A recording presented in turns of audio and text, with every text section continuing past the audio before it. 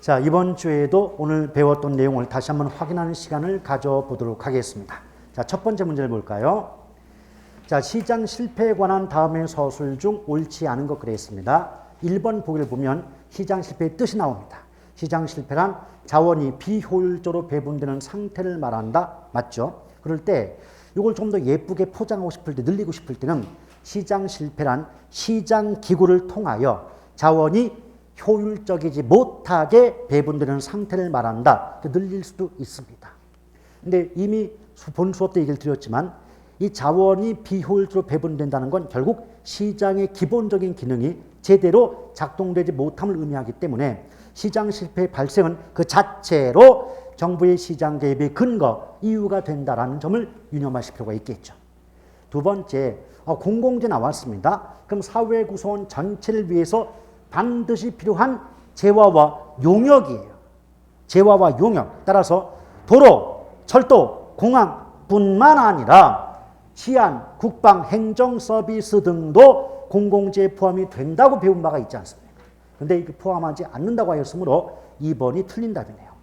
나머지 보시면 외부 효과란 특정 경제활동 주체 행위가 의도하지 않은 이익 또는 불이익을 초래하는 경우 이에 대한 대가를 지불하거나 지불받지 않는 것을 말한다. 맞는데 이걸 다르게 바꾸면 외부 효과란 자, 경제활동 주체 이 말 대신에 개인의 행위가 제3자에게 여기서 의도하지 않은 이익 또는 불이익이 발생한다. 이 말을 바꾸면 경제적 후생에 영향을 미친다.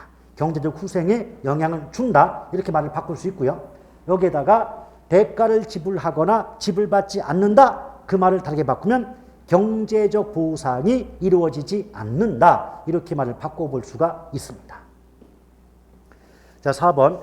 규모의 경제란 말 자체가 뭐죠? 대량 생산 시 비용의 절감 효과가 규모의 경제에 맞죠.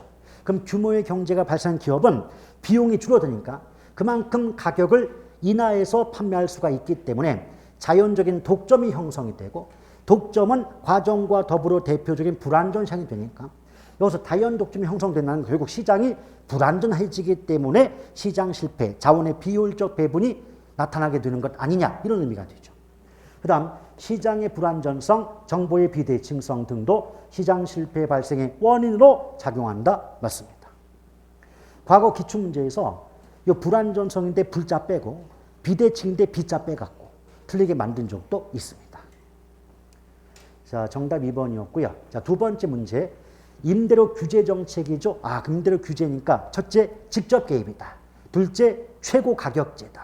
그리고 저소득층의 주거 안정에 기여함이 목적이다. 자, 올바르지 못한 거죠. 임대료 규제란 시장의 균형 임대료 수준 이하로 이때 조심할 것. 과거 기출문제에서 똑같은 말을 써놓고 하를 상 요거 하나 바꾸는 바람에 틀렸던 문제가 많아요. 자, 시장의 균형 임대료 수준 이하보다 이하가 뭐예요? 싸게 비싸게. 싸게 통제해야 그게 효과가 있는 것이지 비싸게 통제하면 효과 없는 거 맞죠? 그래서 이하가 돼. 이상 그러면 안 돼요. 임대료를 통제함으로써 임차인의 주거비 부담을 줄여줄 목적으로 시행하는 최고 가격제 일종이다. 맞습니다. 여기서 또 하나 요령. 우리 시험에는 무조건 최고 가격제만 나와야지 최저 가격제 나오는 순간 왜 그러냐 해석할 필요 없어요. 무조건 틀려요. 2번 임대료 규제 시 저소득 임차인의 주거지 선택 폭이 넓어져요, 좁아져? 임대료 규제를 했어. 그럼 다른 동네 넘어가는 순간 월세가 늘잖아요. 그럼 선뜻 넘어가기 어렵잖아요. 월세 규제하면 제가 아까 뭐라고 했냐고 여기 A 동네, B 동네, C 동네, D 동네가 있다. 근데 A 동네는 월세가 규제가 되면 월세가 20이고 나머지는 규제가 안 되기 때문에 월세가 30이다.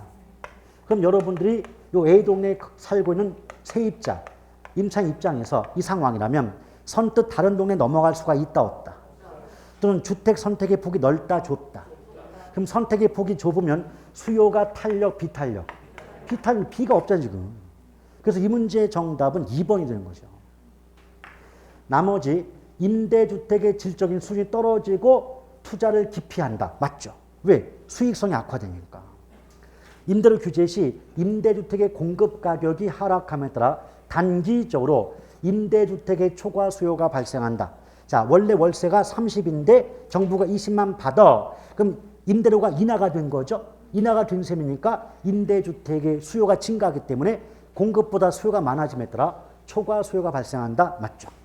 5번 임대료 규제 시 임대료에 대한 그렇죠. 이중 가격이 성립하는 이것도 사실은 정확히 말하면 형성된다고 하는 게 정확한 표현이에요. 근데 기출문제가 아니니까 이 정도는 그냥 넘어가 주세요. 정확히 말하면 형성이라고 해야 돼. 아시겠죠? 성립과 형성은 의미가 또 달라요. 자, 이렇게 해서 이 문제의 정답은 2번이 됩니다. 아이고 오늘도 수업 받느라 대단히 고생들 많으셨습니다.